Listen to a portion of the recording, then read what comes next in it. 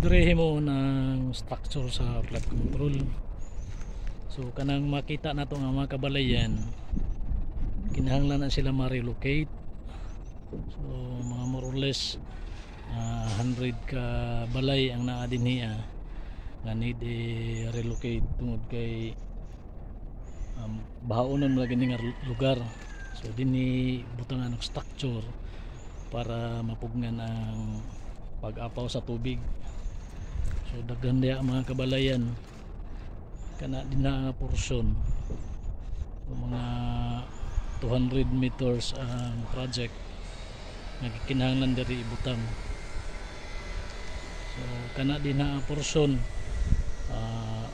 muna ang atbang sa kaning project.